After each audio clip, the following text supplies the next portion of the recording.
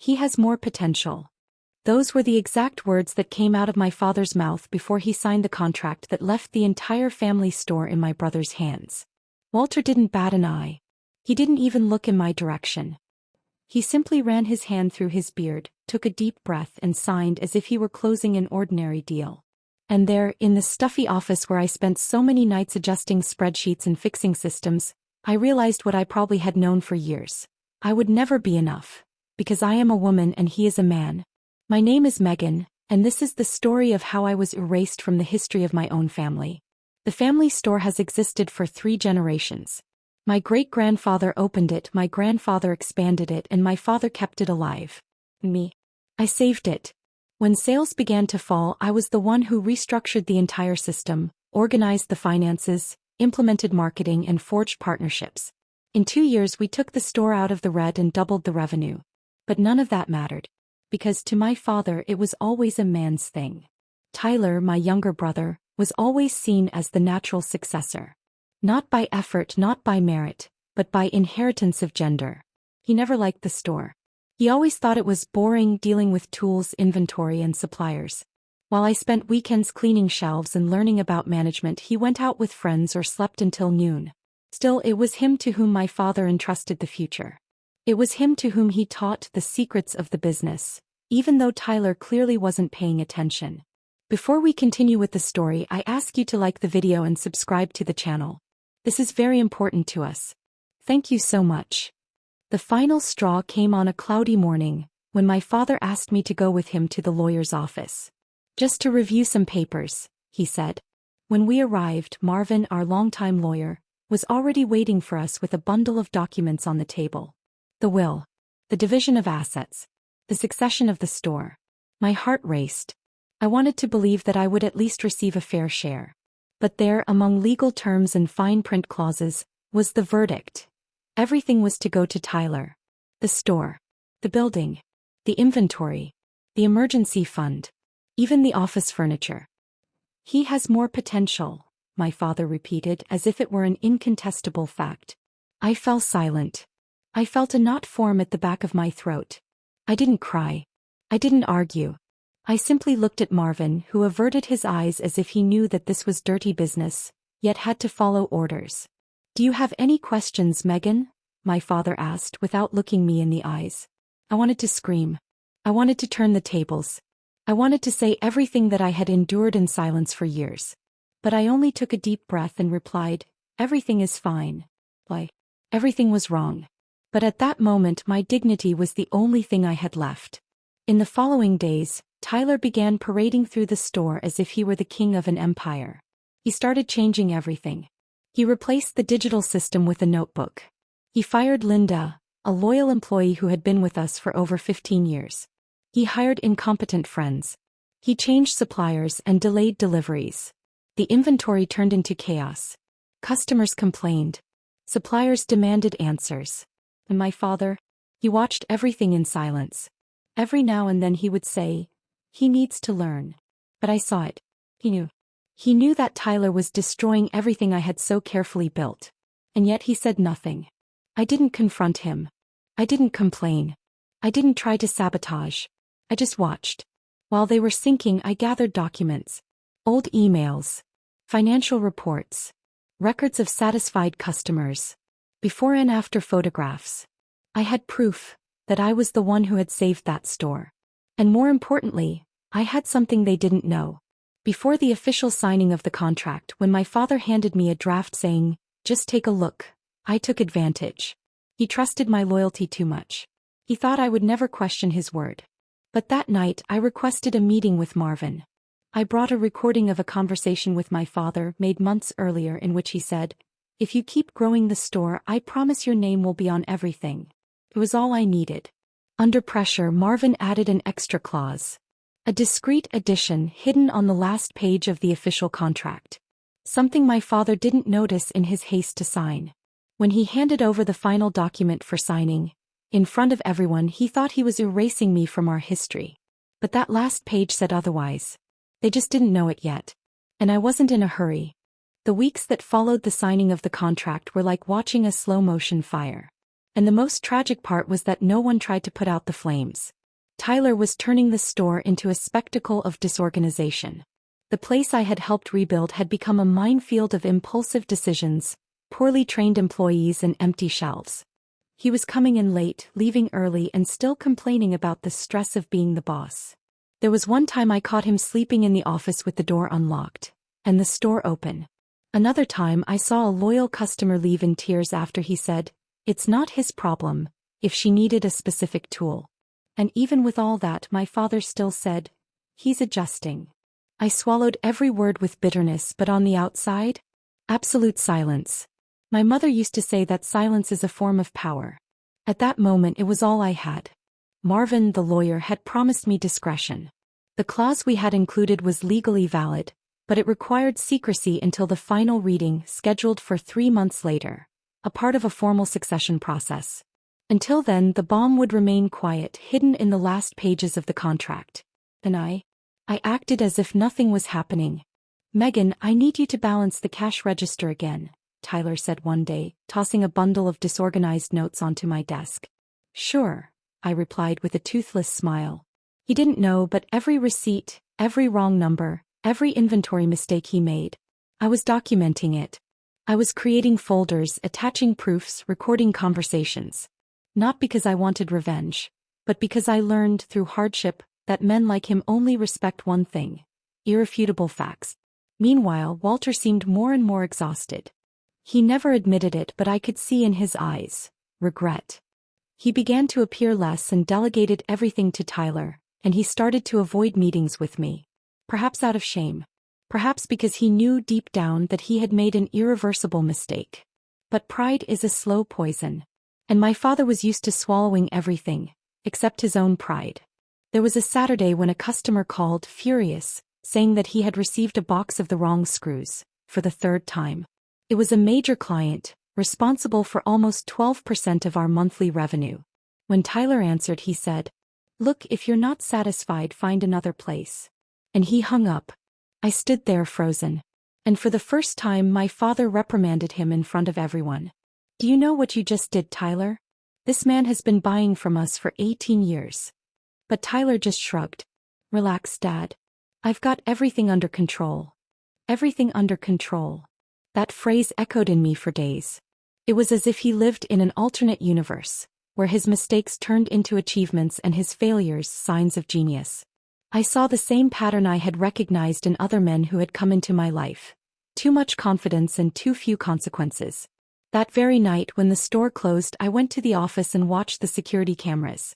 I knew that if I wanted to enforce my legal share, I would need to ensure that everything was well documented.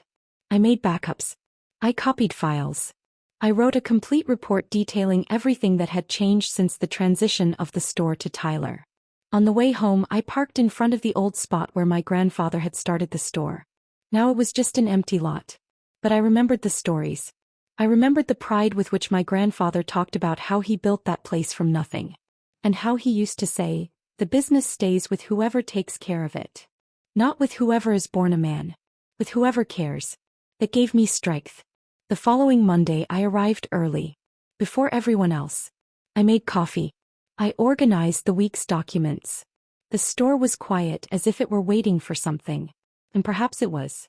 That afternoon I received an email. It was from Marvin.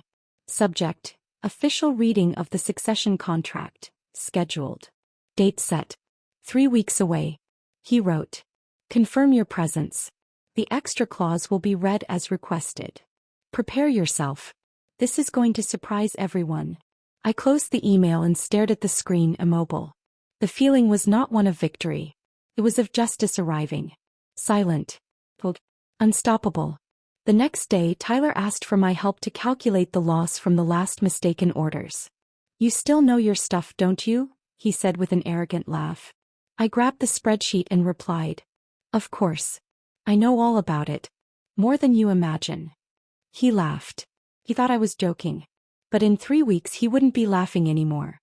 On the day of the official reading, I arrived dressed for battle. Black pants, a sharply structured blazer, my hair pulled back with surgical precision. It wasn't vanity, it was armor. I knew what was about to happen and I wouldn't let any insecurity leak through my posture. Marvin's office meeting room was simple, yet there was something symbolic about it. A dark wooden table. Heavy curtains.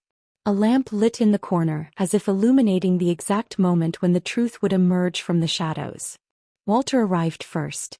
His face looked haggard as if he hadn't slept in days. He greeted me with a short nod, unable to meet my eyes. Shortly after, Tyler walked in. Smiling, confident, chewing gum as if it were just another bureaucratic formality. He wore a leather jacket and sunglasses. As if he were heading to a casual lunch rather than a moment that would change the fate of the store. And our family. Ready? Marvin asked as he sat at the head of the table. He opened a thick folder and began the reading.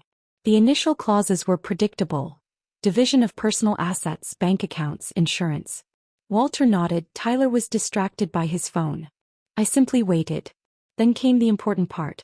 Now, let us move on to the item regarding the succession of Walter's tools and supplies. Tyler adjusted himself in his chair. Walter crossed his arms. I didn't move an inch. According to the contract, all operational and administrative shares are to be transferred entirely to the son Tyler.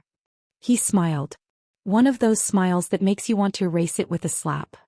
However, as per the additional clause signed on page 14, Article 7b, drafted based on a recorded verbal promise and validated by both parties. The room froze. Tyler frowned. Walter straightened in his chair, now paying attention.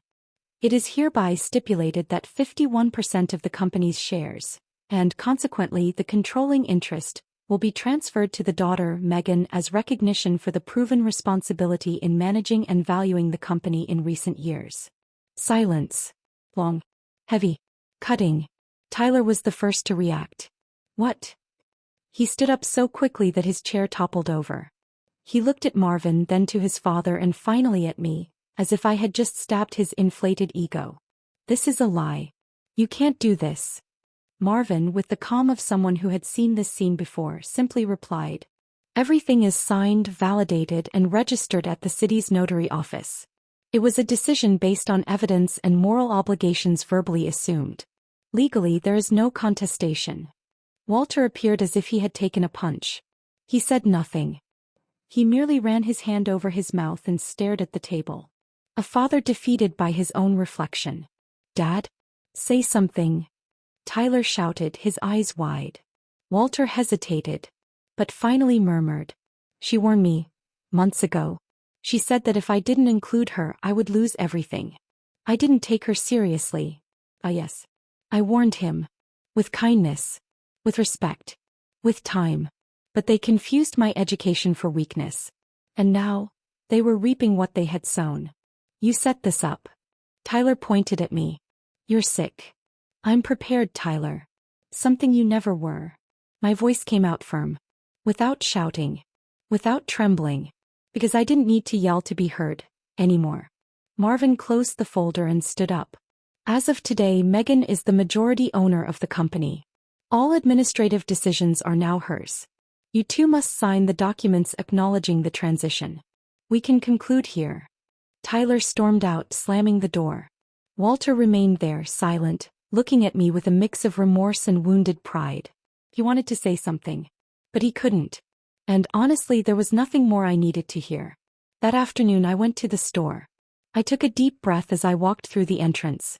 Linda, the employee fired by Tyler, was outside as if she couldn't completely detach herself from the place where she had spent half her life. Have you heard the news? I asked with a smile. She shook her head. Are you coming back? I didn't come back. I just never left. That night I gathered the entire team for a meeting. Some were suspicious. Others relieved. Many were tired of the chaos the store had become. I climbed onto the counter and said, the store is now under new management. But what I truly want is for us to return to what we once were. A true family. No favorites. No yelling. No neglect. The team applauded. For the first time, not out of obligation, but out of respect. The next morning I arrived at the store before dawn. The key turned differently in that door as if it finally recognized the right hands. I entered and stood in the center of the hall, observing every detail of that place which for so long I had carried silently on my shoulders. Every shelf, every crack in the wall, every misplaced box. Everything was memory and scar. But now it was also a promise.